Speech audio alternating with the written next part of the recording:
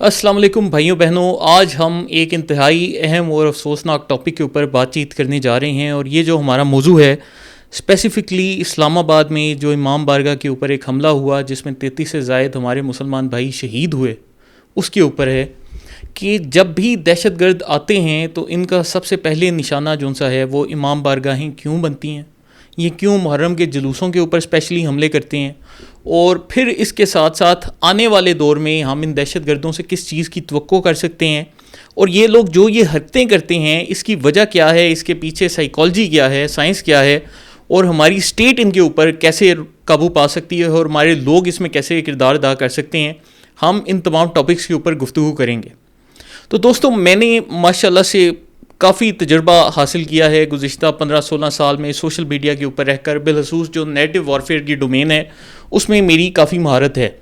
اور اس مہارت کی بنیاد پر ہم نے نہ صرف ان دہشت گرد گروپوں کو بھی سوشل میڈیا کے اوپر اسٹڈی کیا، بلکہ ہم نے یہ بھی اسٹڈی کیا کہ یہ لوگ کس ایجنڈے کے تحت آپریٹ کرتے ہیں، کن سوشل میڈیا گروپس کے تھرو یہ اپنا بیانیہ پھیلاتے ہیں، اور آج کے دور میں چیزیں بہت زیادہ خلط ملط ہو چکی ہیں،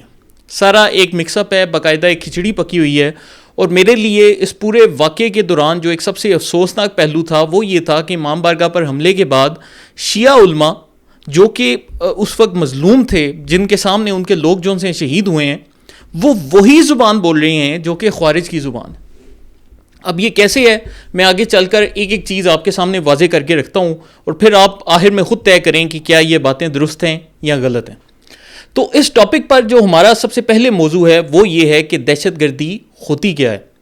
اب یہ سوچنے کی بات ہے کہ ایک جو دہشت گرد گروپ ہے اس کو اسلام آباد میں ایک امام بارگاہ پر جا کر حملہ کرنے میں کیا حاصل ہو رہا ہے،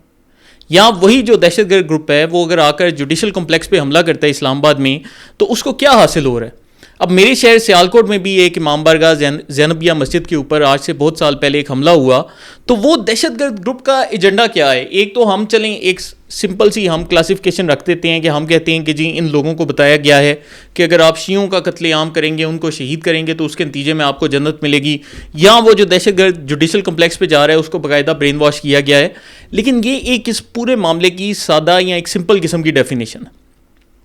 جب ہم گہرائی میں جاتے ہیں تو ہمیں بیسیکلی جو دہشت گردی کی تعریف ہے اس کے اوپر غور کرنا پڑتا ہے۔ دہشت گردی کی تعریف کیا ہے کہ جب کوئی گروہ مسلح ہو کر اپنے سیاسی یا نظریاتی یا مذہبی عقائد کو دوسروں کے اوپر نافذ کرنے کے لیے ان کے اوپر تشدد کا رستہ اختیار کرتا ہے، جس کے نتیجے میں معاشرے میں اس محسوس گروہ کا خوف پھیلے۔ تو یہاں پر جو ایک بنیادی چیز آتی ہے آپ کے سامنے وہ فیئر ہے کہ دہشت گرد یہ سارے عمل کس لیے کرتے ہیں، تاکہ ان کا خوف پھیلے، لوگ ان سے ڈریں، اور ڈر کر لوگ ان کے آگے جھک جائیں، اور اس کے بعد جو سا ہے وہ اپنا جو بھی ایجنڈا ہے اس کو لے کر چلیں۔ جب اسی ڈیفینیشن کو ہم پاکستان جیسی ریاست کے اوپر لے کر آتے ہیں تو یہاں پر دہشت گرد کا بنیادی مقصد کیا ہے کہ پاکستانی ریاست ہمارے سامنے جھک جائے۔ ہم امام بارگاہوں پر حملہ کریں گے، ہم محرم کے جلوسوں پر حملہ کریں گے، ہم بریلوی علماء اکرام پر حملہ کریں گے، ہم مدارس پر حملہ کریں گے، ہم ہر اس عالم پر حملہ کریں گے جو کہ پاکستانیوں کو متحد ہونے کا درس دیتا ہے، کیونکہ اگر کوئی عالم پاکستانیوں کو متحد ہونے کا بولے گا تو اس کا مطلب یہ ہے کہ وہ ہم سے نہیں ڈر رہا۔ تو وہ سارے لوگ جو ان سے ہیں وہ ان کے ٹارگٹ پر آ جاتے ہیں، ان کا ریڈار کھڑا ہو جاتا ہے، اور وہ کہتے ہیں کہ جو بھی بندہ پاکستان کو جھکنے کی بجائے کھڑا ہونے کا بول رہا ہے وہ بندہ ہمارا ٹارگٹ۔ اب اس کے اوپر دیکھیں، ایک دہشت گرد نے اگر پاکستان کو اپنے سامنے جھکانا ہے، جس میں اب ان گروہوں نے اپنے مختلف نام بنا لیے ہیں، کوئی خود کو جماعت احرار کہتا ہے، کوئی داعش کہتا ہے، کوئی TTP کہتا ہے، کوئی BLA کہتا ہے، تو بنیادی طور پر یہ کیا چاہتے ہیں؟ پاکستان کو جھکانے کے لیے پاکستان کی جو فالٹ لائنز ہیں ان کے اوپر ہمیں حملہ کرنا پڑے گا۔ اب یہ جو فالٹ لائنز ہیں یہ آپ کے سامنے کیا آ جاتی ہیں، نمبر 1 پر آپ کی آ جاتی ہیں کہ جو بھی اس ملک کی سیکیورٹی فورسز یا ادارے ہیں ان پر سے عوام کا اعتماد ختم کرنا ہے۔ نمبر 1 ایجنڈا یہ ہوتا ہے کہ مطلب اگر آپ کی فوج کے اوپر حملے ہو رہے ہیں، آپ کے کیپٹن شہید ہو رہے ہیں، آپ کے کرنل شہید ہو رہے ہیں، آپ کے جوان شہید ہو رہے ہیں، وہ فوجی بیسز پر حملہ کر رہے ہیں، تو اس سے ان کا ایک مقصد یہ ہو سکتا ہے کہ ہم جی فوج کی ایک بیس پر حملہ کر کے فوج کو نقصان پہنچا دیں، لیکن پاکستان کی 7.5 لاکھ سے زیادہ بڑی فوج، تو 7.5 لاکھ فوج میں فرض کیا آپ چند کیپٹنز کو نشانہ بنا لیتے ہیں یا چند بریگیڈیئرز کو نشانہ بنا لیتے ہیں اور اپنی طرف سے اسے بڑی کامیابی سمجھتے ہیں، لیکن اس سے اگر آپ دیکھیں تو فوج کے اوپر کوئی فرق نہیں پڑتا، کیونکہ فوج کا سائز بہت بڑا ہے۔ اسی طرح ہی اگر آپ جا کر فرض کیا فوج کی ایک پوری ایئر بیس بھی تباہ کر دیتے ہیں تو پاکستانی فوج کے پاس بہت سی ایئر بیسز ہیں. تو دہشت گردوں کو یہ چیز معلوم ہے کہ ہم ان حملوں سے پاک فوج کا کچھ نہیں بگاڑ سکتے, لیکن ان کا ایجنڈا کیا ہوتا ہے کہ ہم ایک ایسی سٹیج پر پاکستانی ریاست کو لے کر آئیں جس میں پاکستان کے عوام یہ بولیں کہ ہماری فوج خود اپنی حفاظت نہیں کر سکتی تو وہ ہماری حفاظت کیسے کرے گی, تو ہم ان دہشت گردوں کے سامنے جھک جاتے ہیں, اس لیے فوج پر حملے ہوتے ہیں. پھر اسی طرح ہی دوسرے لیول پر وہ کیا کرتے ہیں کہ انہوں نے معاشرے کی مختلف جو فالٹ لائنز ہیں ان کو چھیڑنا ہوتا ہے. اب پاکستان میں کون سی دو بڑی فالٹ لائنز ہیں؟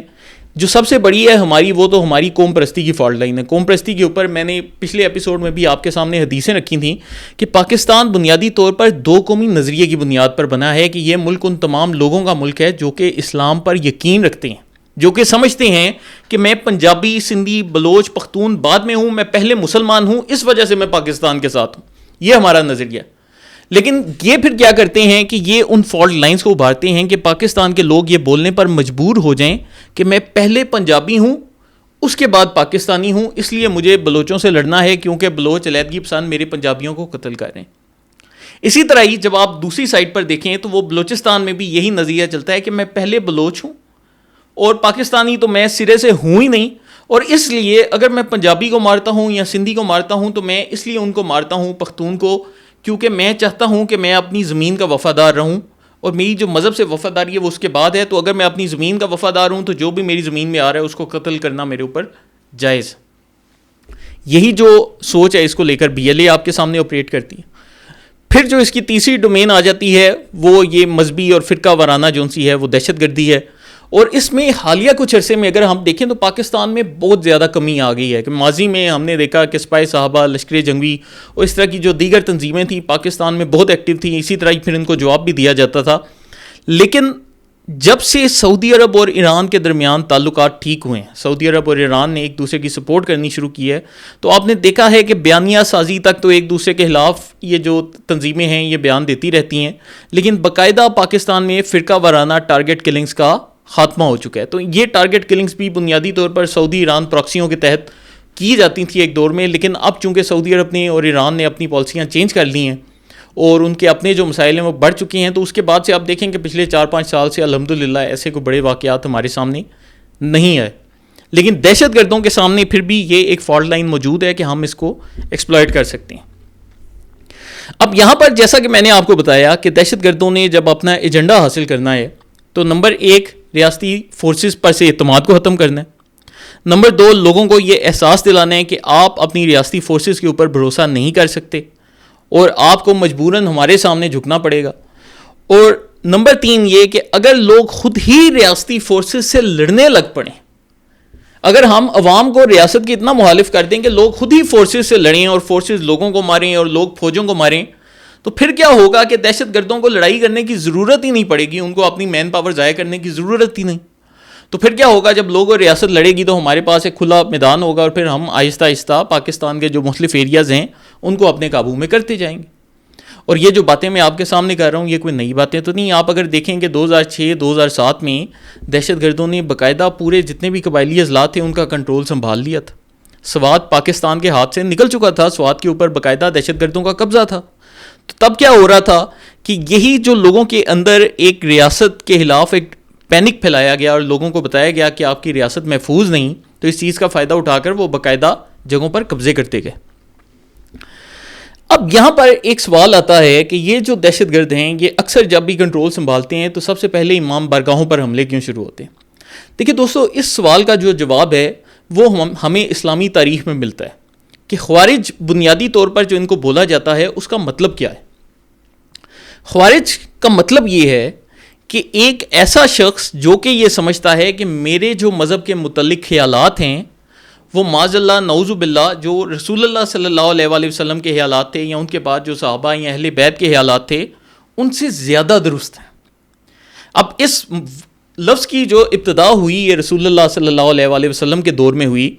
جب ایک شخص نے باقاعدہ رسول اللہ کے اوپر تنقید شروع کر دی کہ وہ رسول اللہ کوئی چیزیں تقسیم کر رہے تھے, تو اس نے کہا کہ رسول اللہ آپ یہ تقسیم درست نہیں کر رہے.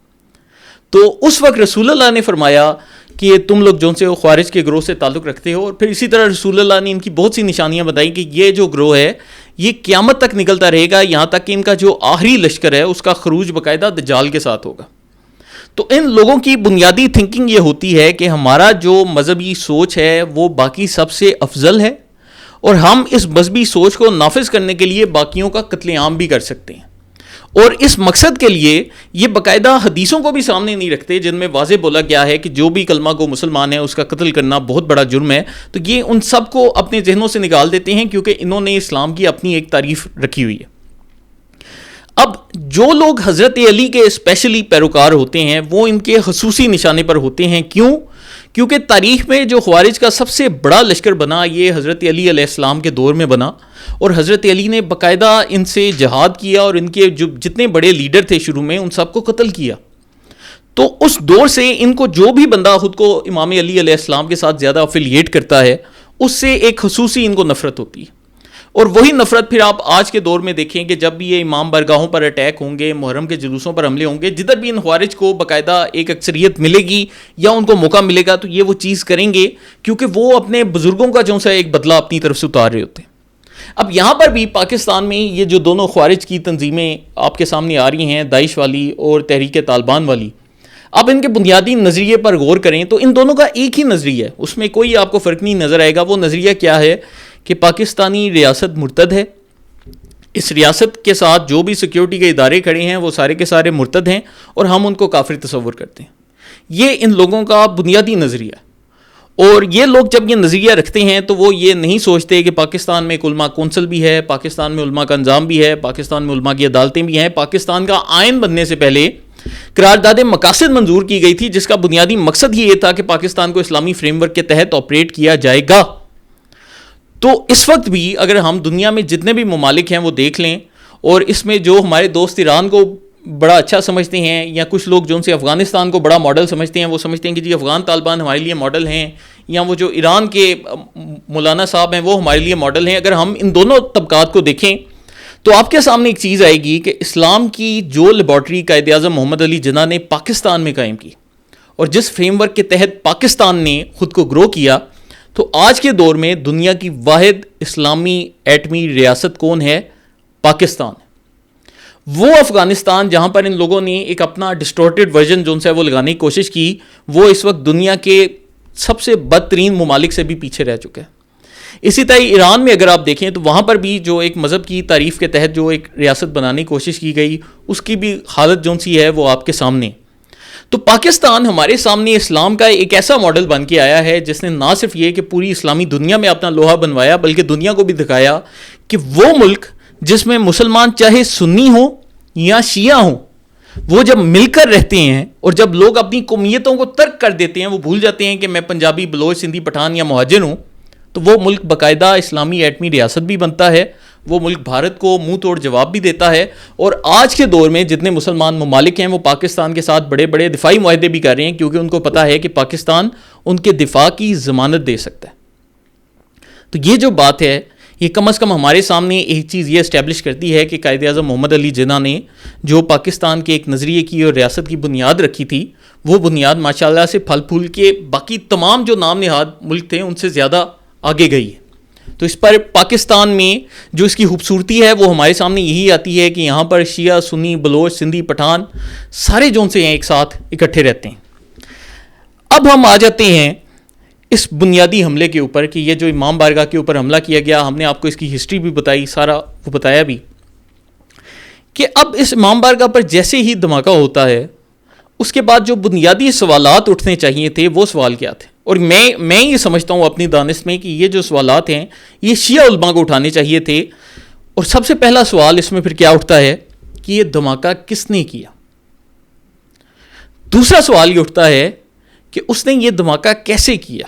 وہ کیسے اسلام آباد میں داخل ہوا، وہ کس علاقے سے تعلق رکھتا تھا، اس نے کس جگہ سے ٹریننگ حاصل کی، اس کے پاس دھماکہ خیز مواد کہاں سے آیا؟ دوسرا سوال یہ اٹھتا ہے۔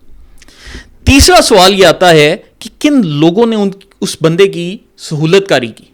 کن لوگوں نے ان کو آنے میں مدد کی، کن لوگوں نے اس کے لیے یہ رستہ ہموار کیا کہ وہ خیبر پختونخوا سے اسلام آباد آتا ہے اور آ کر بلاسٹ کرتا ہے۔ اور پھر جو چوتھا سب سے اہم سوال اٹھتا ہے وہ یہ اٹھتا ہے آپ کے سامنے کہ اگر ایسا دہشت گردی کا واقعہ یہ لوگ کرتے ہیں تو پاکستانی ریاست ان لوگوں سے بدلہ کیسے لے سکتی ہے, ہم کیسے ان خوارج کا خاتمہ کر سکتے ہیں. یہ ہیں وہ 4 بنیادی سوال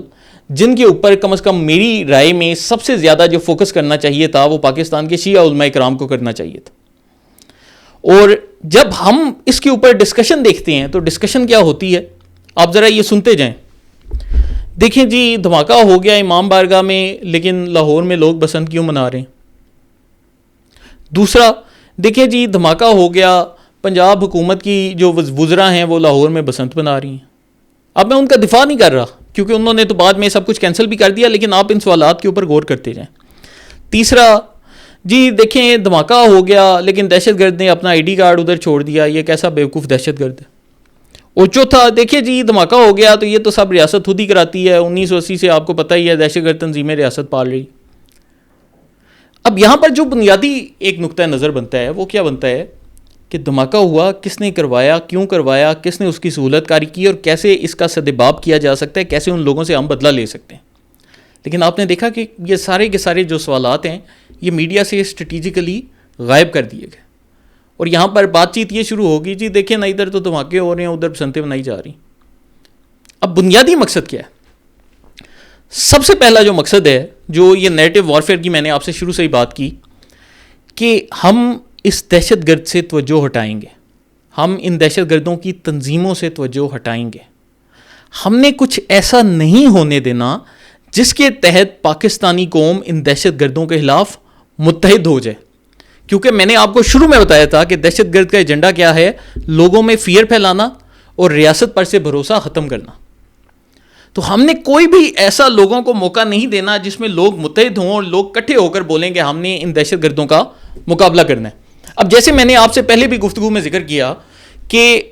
داعش کا یا تحریک طالبان پاکستان کا, ان دونوں کا ایک ہی نظریہ ہے. وہ نظریہ کیا ہے کہ پاکستانی ریاست مرتد ہے, فوج مرتد ہے, ہم نے ان کے خلاف جنگ کرنی. جب ایک ہی نظریہ ہے تو ایسا کیوں ہوتا ہے کہ اسلام آباد میں جب دہشت گردی ہو تو تحریک طالبان پریس ریلیز ایشو کرتی ہے, نہیں جی ہم نے نہیں کیا, اور وہ داعش والے آ جاتے ہیں جی دیکھیں ہم نے کیا. تو بنیادی چیز کیا ہے کہ کیونکہ وہ جانتے ہیں, یہ خوارج اور ان کے جو ہینڈلرز ہیں ان کو اچھے سے پتہ ہے کہ چونکہ تحریک طالبان خیبر پختونخوا میں باقاعدہ فیسلٹیٹ کی جا رہی ہے سیاسی طور پر, ان کو باقاعدہ ان کے خلاف آپریشنز روکے جا رہے ہیں, سیاسی طاقت کا استعمال کیا جا رہا ہے کہ ان کے خلاف آپریشنز نہ ہوں. تو اگر ایسا کوئی بھی واقعہ جس کی ذمہ داری تحریک طالبان پاکستان قبول کرتی ہے تو اس کے نتیجے میں پاکستان میں ایک کنسنسس بلڈ اپ ہو سکتا ہے. لوگ کہہ سکتے ہیں کہ آخر کیوں ان لوگوں کی سہولت کاری ہو رہی ہے, آخر کیوں ان لوگوں کے خلاف آپریشن ہوتا ہے, تو آپ لوگوں کی چیخیں نکلنے لگ پڑتی ہیں. تو پھر ہمارے پاس بیسٹ پلان کیا ہے کہ ہم اس پورے واقعے کا رخ ہی موڑ دیں اور ہم کہیں یہ تو داعش نے کروایا, ہمارا اس سے تعلق نہیں. کیا داعش کے اور ان کے خیالات ایک دوسرے سے مختلف ہیں؟ نہیں. کیا داعش شیعوں کو کافر سمجھتی ہے اور تحریک طالبان پاکستان شیعوں کو مسلمان سمجھتی ہے؟ نہیں. کیا داعش کے نزدیک شیعوں کو مارنا جائز ہے اور تحریک طالبان کے نزدیک شیعوں کو مارنا ناجائز ہے؟ نہیں. سوچ تو ان کی ایک ہی ہے, لیکن چیز کیا ہے کہ ہم نے کنسنسس نہیں بننے دینا. پھر دوسرے نمبر پر کنفیوژن پھیلانا. جی دیکھیں دہشت گرد کا آئی ڈی کارڈ ان کو کیسے مل گیا. دیکھیں دوستو, نادرا کے پاس اس چیز کی تصدیق کرنے کے بے شمار طریقے ہیں. آپ وہ دہشت گرد کا ڈی این اے بھی ٹیسٹ کر سکتے ہیں, آپ اس کے چہرے کی تصویر بھی لے سکتے ہیں. تو اگر فرض کیا آئی ڈی کارڈ نہ بھی ملتا تب بھی اس بندے کی شناخت ہو ہی جانی تھی, اور ہماری انٹیلیجنس ایجنسیوں کو زیادہ تر آئیڈیا ہوتے ہیں کہ کون کون سے آپریٹیوز ہو سکتے ہیں, تو کچھ نہ کچھ عرصے بعد ان کی تفصیلات سامنے آ جاتی ہیں. لیکن یہاں پر آئی ڈی کارڈ کا سوال آپ دیکھیں گے باقاعدہ ایک اسٹریٹجی کے تحت کھڑا کیا گیا کہ جی دیکھیں آئی ڈی کارڈ تو مل گیا, نہ ان کو کیسے مل گیا, وہ تو نہیں مل سکتا تھا. اب اس کا مطلب کیا ہے کہ اس کا مطلب یہ ہے کہ آپ ریاست کے اوپر ہی شکوک و شبہات کا اظہار کریں. آپ پاکستان کے جو لوگ ہیں ان کو یہ بتائیں کہ ہو سکتا ہے ریاست نے خود ہی کرا دیا ہو, کیونکہ خود ہی انہوں نے آئی ڈی کارڈ بھی بیچ میں ڈال دیا. تو اب کیا ہوگا کہ لوگوں کی ذہنیت یہ بنے جی یہ دیکھیں ہو سکتا ہے یہ جو حملہ ہے ریاست نے خود ہی کرا دیا ہو, ریاست شیعوں کو مارنا چاہتی ہے. اور ماشاءاللہ سے یہ جو خیالات ہیں یہ ان کو ایسے آتے ہیں کہ جی لاہور میں ریاست جو سی یہ خوشیاں منا رہی ہے, بسنت کا فیسٹیول چل رہا ہے, آذربائیجان کے اور ازبیکستان کے اور کرگستان کے جو سے صدور آ رہے ہیں اسلام آباد میں, تو ریاست کو اچانک ہی خیال آیا کہ جی ٹھیک ہے ہم ادھر امام بارگاہ میں بلاسٹ کرا دیتے ہیں اور خود ہی ایک آئی ڈی کارڈ ڈال دیتے ہیں. مطلب آپ دیکھیں گفتگو بالکل لاجک لیس ہے, اس کے پیچھے کوئی دلیل نہیں, کوئی چیز نہیں, لیکن آپ کو تقسیم کیا گیا. تو آپ کو یہ بتایا گیا کہ ریاست خود ہی آپ کو مروا رہی ہے, اور دیکھیں تحریک طالبان نے تو آپ کو نہیں مروایا, ان کی تو پریس ریلیز آ گئی تھی. تو یہ بنیادی جو نیریٹو ہے, مجھے بڑے افسوس کے ساتھ کہنا پڑ رہا ہے, میں نے دیکھا کہ پاکستان میں کم از کم ایک وہ گروہ جس کو خوارج کے خلاف سب سے زیادہ ایکٹیو ہونا چاہیے تھا, جو کہ حضرت علی علیہ السلام کو اپنا امام بھی تسلیم کرتے ہیں, اور جو کہ جانتے ہیں کہ انہوں نے خوارج سے کتنی لڑائیاں لڑیں, وہ جو شیعہ ہیں وہ بھی بیٹھ کر یہی بات چیت کر رہے ہیں. اور میں دیکھ کر میں اپنا سر پکڑ کے بیٹھ گیا. اور ان میں دیکھیں, میں علماء اکرام کے خلاف بات نہیں کرنا چاہتا, لیکن علامہ راجہ ناصر عباس صاحب نے جو ایک منفی کردار ادا کیا, مجھے دیکھ کر بہت افسوس ہوا. کیوں افسوس ہوا؟ کہ علامہ صاحب آپ کی آنکھوں کے سامنے ہے کہ انہی خوارج کو جب 2006, 2007, 2008, 2009, 2010 میں اسپیس دی گئی, تو اس کے بعد پاکستان میں امام بارگاہوں پر, محرم کے جلوسوں پر, ہر جگہ پر بم بلاسٹ ہوئے. اور آپ اس وقت اسی سیاسی تنظیم کے, اسی سیاسی پارٹی کے سب سے بڑے اتحادی ہیں جو کہ ان خوارج کی سرپرستی کر رہی ہے. یہ وہی سیاسی پارٹی ہے جو کہ چند روز پہلے آپ کو بول رہی تھی کہ وادی تیرہ میں فوجی آپریشن نہیں ہونے دیں گے, اور علاقے کے جو لوگ ہیں وادی تیرہ کے, جو کہ باقاعدہ پشاور آ کر بیٹھے ہیں, خود بتا رہی ہیں کہ ہمارے علاقے میں دہشت گرد ہیں. اور علامہ صاحب آپ چاہتے یا نہ چاہتے ہوئے بھی انہی خوارج کی باقاعدہ سہولت کاری کرتے پائے جا رہے ہیں, کیونکہ آپ جس پارٹی کے اتحادی ہیں وہ ان کی سہولت کاری کر رہی ہے. عمران خان خود اپنے بیان میں بول چکا ہے کہ میں 30 سے 40 ہزار دہشت گردوں کو خود لے کر آیا. کوئی یہ میں اپنے منہ سے الفاظ نہیں بول رہا, اس بندے کے الفاظ ہیں. لیکن اب علامہ صاحب کا بھی میں نے بیان دیکھا اور مجھے بہت افسوس ہوا. وہ کہتے ہیں جی یہ دیکھیں یہ تو ریاستی اداروں کی نااہلی ہے اور ان کا قصور ہے. تو یہاں پر میں پھر سے آپ کو لے کر جاؤں گا شروع میں کہ ہم نے جو بات کی کہ دہشت گرد کا ایجنڈا کیا ہے, کہ ریاست اور لوگوں کے درمیان مسٹرسٹ پیدا کرنا, کہ لوگ یہ سوچنا چھوڑ دیں کہ ہماری ریاست ہمیں بچا سکتی ہے, تو پھر کیا ہوگا کہ لوگ ہمارے سامنے جھک جائیں گے, ہتھیار ڈال دیں گے. اور پھر اس کے ساتھ ایک تیسری ڈسکشن شروع کی گئی, اور وہ بھی بڑی انٹرسٹنگ تھی کہ جی دیکھیں 1980 کی دہائی میں پاکستانی ریاست نے یہ کیا اور وہ کیا, جس کا موجودہ دہشت گردی کے ساتھ ہو سکتا ہے کہ کوئی تعلق ہو. لیکن جب ہم ایک مسئلے کو اپنی آنکھوں کے سامنے دیکھتے ہیں, کہ فرض کیا کہ میں اپنی آنکھوں کے سامنے دیکھ رہا ہوں کہ میں گاڑی چلا رہا ہوں اور میرے سامنے ایک گاڑی جو سی ہے وہ ٹیڑھی کھڑی ہے, تو اب یہاں پر میرے سامنے دو آپشن ہیں نا, کہ یا تو میں اپنی گاڑی کو بریک مار کر خود کو اس حادثے سے بچاؤں گا, یا میں بیٹھ کر اس گاڑی کے ڈرائیور کو کوسنا شروع ہو جاؤں گا کہ اس گاڑی کے ڈرائیور کو لائسنس کس نے جاری کیا تھا. تو جب میرے سامنے ایک ایمرجنسی ہے تو میرا فوکس یہ ہونا چاہیے کہ میں اس وقت بریک لگاؤں, اپنی گاڑی کو روکوں. وہ ٹھیک ہے, میری گاڑی جب رک جائے گی تو میں اس کے بعد اس بندے سے بحث بھی کر لوں گا, میں جا کر اس پولیس والے پر بھی پرچہ کٹوا دوں گا جس نے اسے لائسنس جاری کیا. لیکن اس وقت میرے لیے ضروری کیا ہے کہ میں نے اپنی جان بچانی ہے. یہاں پر کیا ہو رہا ہے کہ اگر آپ نے مزید امام بارگاہوں کو, محرم کے جلوسوں کو اس کا نشانہ بننے سے بچانا ہے, تو آپ کی اسٹریٹجی یا پلان آف ایکشن کیا ہونا چاہیے کہ ان دہشت گرد گروپوں کے خلاف ریاست کارروائی کرے, اور ہم بلا شرکت غیرے, بلا کسی منوان, بلا کسی شرائط کے سب متحد ہو کر ریاست کو اتھارٹی دینے ہیں کہ آپ لوگ جائیں. اور اگر کوئی بھی سیاستدان یا کوئی بھی سیاسی پارٹی ریاست کا راستہ روکنے کی کوشش کرتی ہے, تو ہم جو عوام ہیں ہم ان کے سامنے کھڑے ہوں گے اور ہم کہیں گے کہ خبردار جو آپ نے دہشت گردوں کو پناہ دینے کی کوشش کی. لیکن ادھر ڈسکشن شروع ہوگی, جی دیکھیں 1980 کے زمانے سے یہ سارا ہونا شروع ہوا. اور ایک اور بڑا افسوسناک منظر میں نے دیکھا کہ آئی جی اسلام آباد جن کے فرسٹ کزن شہید ہوئے, وہ بیچارے افسوس سے کھڑے ہیں, اور ایک شیعہ عالم آ کر وہاں پر بھی ان کے آگے کھڑے ہو کر بول رہے ہیں کہ جی دیکھیں یہ سارے دہشت گرد تم لوگ پالتے ہو. مطلب جس کا فرسٹ کزن شہید ہوا اس کو بیٹھ کے آپ لوگ یہ باتیں کریں. جو سب سے ایک اہم پوائنٹ ہے اس اتنی لمبی گفتگو کرنے کا آپ کے ساتھ, میں آپ کو اس اہم نقطے کے اوپر لے کر آنا چاہ رہا ہوں. داعش کا اور تحریک طالبان پاکستان کا نظریہ کیا ہے اس پورے حملے کے اوپر؟ ان کا بنیادی نظریہ یہ ہے کہ اس حملے کے نتیجے میں پاکستانی ریاست کے لوگ خوفزدہ ہوں, وہ اپنی ریاست کے اوپر سے بھروسہ یا اعتماد کرنا چھوڑ دیں, اور الٹیمیٹلی ایجنڈا کیا ہو کہ پاکستان کی جو سیکیورٹی فورسز ہیں وہ اندرونی معاملات میں اتنی الجھ جائیں کہ ہم لوگ جون سا ہے قبائلی اضلاع پہ اور پھر اس کے بعد سوات مالاکنڈ ان علاقوں پر قبضے کرنا شروع کر دیں. یہ ان کا بنیادی ایجنڈا ہے. اور آپ حیران کن طور پر دیکھیں کہ یہاں پر بھی جو ایک ایجنڈا مینوفیکچر کیا گیا وہ کیا تھا کہ ہم ہیں تو مظلوم کے ساتھ, لیکن ہم نے دہشت گردوں کو, ان کی تنظیموں کو, ان کی سہولت کاری کرنے والوں کو, ان افغانیوں کو جو کہ ان کو وہاں سے بھیجتے ہیں, ٹریننگ دیتے ہیں, ان سب کو ہم نے ڈسکشن سے آؤٹ کرنا ہے اور ہم نے بھی الزام ریاست کے اوپر ہی لگانا ہے کہ یہ دیکھیں آئی ڈی کارڈ کدھر سے آ گیا اور آپ لوگ تو بسنت بنا رہے تھے, تو یہ جو سا ہے آپ کا قصور ہے, ان کا قصور نہیں ہے. تو داعش کا اور ان لوگوں کا جو کہ دعویٰ یہ کر رہے تھے کہ ہم جی مظلوموں کے ساتھ ہیں, آپ کو دونوں کے نیریٹو میں ایک رتی تولے ماشے کا بھی فرق نظر نہیں آ رہا. بس فرق کیا ہے کہ وہ لوگ ظلم کرنے والے ہیں اور یہ مظلوم ہیں, لیکن دونوں کا ایک ہی نیریٹو. تو اس چیز سے آپ کو سمجھ لگے گی کہ پاکستان میں یہ جو نیریٹو وارفیئر ہے یا ہائیبرڈ وارفیئر ہے یہ کیسے آپریٹ کر رہی ہے. اب اس کے بعد میں آپ کے سامنے آنے والے دور کی بھی کچھ پیشن گوئیاں کرنا چاہتا ہوں, اور یہ نہیں کہ میں کوئی نجومی بیٹھا ہوں تو میں آپ کے سامنے مستقبل کا حال بتا رہا ہوں. میں آپ کو صرف یہ بتانا چاہتا ہوں کہ 2010-2011 میں جب پاکستانی ریاست ایسی ہی کنفیوژن کا شکار تھی اور لوگوں کے پاس ایک کلیئرٹی آف مائنڈ نہیں تھا کہ وہ بیان کر سکیں کہ ہم کیا چاہتے ہیں, تو اس کے بعد کیا ہوا, سب سے پہلے جی نشانہ بنتی ہیں امام بارگاہیں, دوسرے نمبر پر بنتے ہیں محرم کے جلوس. جن شہروں پہ حملے ہوں گے ان کی ترتیب ایسے ہوگی, پہلے نمبر پر اسلام آباد, دوسرے نمبر پر کراچی اور تیسرے نمبر پر لاہور. اس ترتیب سے یہ دہشت گردی کے حملے ہوں گے. پھر اس کے بعد اغوا برائے تاوان کی جون سی ہیں وارداتیں یہاں پر بڑھنی شروع ہو جائیں گی. اس کے بعد جو بریلوی علماء کرام ہیں معتدل مزاج قسم کے, ان کے مدارس پر اور ان کے علماء کے اوپر حملے ہونے شروع ہو جائیں گے.